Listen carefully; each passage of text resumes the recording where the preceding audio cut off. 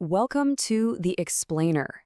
Today, we are unpacking a really fascinating academic critique of something that honestly, we all just intuitively accept as a universally good thing. I'm talking about lifelong learning. Think about it. We're constantly told we need to upskill, to reinvent ourselves, to literally never stop learning. It's basically the ultimate modern virtue, right? But today, we're going to look under the hood of that assumption, using some incredibly profound academic research. So let's just dive right in by asking a kind of dangerous question. What if the modern mandate to never stop learning isn't entirely about your personal freedom or your self-actualization?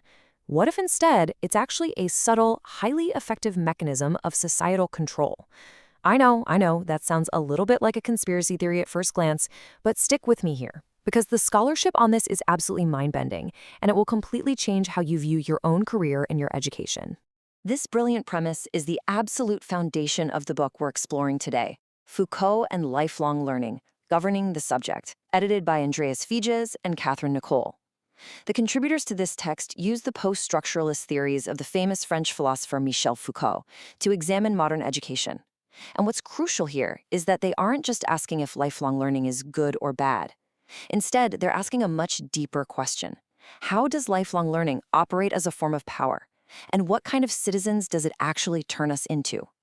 Here is how we're going to break this down today. 1. The lifelong learning push. 2. Rethinking power and control. 3. The art of governmentality. 4. Shaping the enterprising self. And finally, 5. The power of confession. All right, let's start with part 1, the lifelong learning push. You see, the push for continuous learning hasn't actually always looked the way it does today. Looking at Kill Rubinson's research, the policies have shifted drastically over the decades. Back in the 1970s, like in UNESCO's famous 4 report, the vision was deeply humanist. Lifelong learning was all about international solidarity, democracy, and the complete fulfillment of humanity. But fast forward to the 1980s, and we see this really strong economistic approach take over. Suddenly, it was all about human capital, cost efficiency, and raw productivity. And today? Well, we're in what Rubinson calls a soft economistic era. The market is absolutely still the focus, but now the responsibility for staying competitive has been placed squarely on your shoulders as an individual. Lifelong learning basically transitioned from this grand democratic ideal right into a tool for economic survival. Moving on to part 2, rethinking power and control. Okay, so to really grasp how this economic focus controls us, we kind of have to completely unlearn our Hollywood view of power. There is a really stark contrast here. Traditionally, we view power as a substance held by a king, a state, or maybe an oppressive boss. It's top-down, it restricts your freedom, it says no. But Foucault argues something totally different. He says power isn't a singular entity forcing you to do things against your will. Rather, it's a relational web of forces that guides your choices. And here is the real kicker. Foucault says this type of power actually requires you to be free. Think about it. If you're physically chained up, that's constraint. It's not power. True power operates by shaping the environment so that you, as a totally free subject, voluntarily choose the exact path the system needs you to take. So the crucial point Foucault makes is captured perfectly in this quote. Power is a set of actions upon other actions. It induces, it seduces, and it just makes certain choices way easier or more difficult. Think about lifelong learning for a second. Nobody is holding a gun to your head forcing you to take that evening coding class or that weekend management seminar. But the structure of the economy, the underlying threat of obsolescence, and the rewards of a potential promotion make it highly likely you're going to choose to do it anyway. Power effectively manages our lives without any direct physical coercion. Which brings us to part 3, the art of governmentality. This right here is a totally vital concept for our explainer today. Governmentality. It isn't just about the actual government passing laws or the police enforcing them. Foucault defines it beautifully as the conduct of conduct. It's the sheer art of directing how individuals behave within an open field of possibilities. It's all about how society shapes your self-organizing capacities so that you basically govern yourself. You become your own micromanager, ensuring your skills are sharp and your resume is fully updated. You're acting entirely in alignment with what the wider economy needs, all while feeling like you're just pursuing your own personal growth. And wow, this really hits the nail on the head regarding the central paradox of our time, what the authors call neoliberal rule. The system governs us not by stripping away our freedom, but by utilizing our freedom as a resource. Your desire for self-realization, your ambition, your wish to be flexible and adaptable, these are the exact engines that drive the knowledge economy. Your very freedom to choose your own path is literally the instrument the system uses to govern you. When you really think about it, it's a breathtakingly efficient way to organize a society.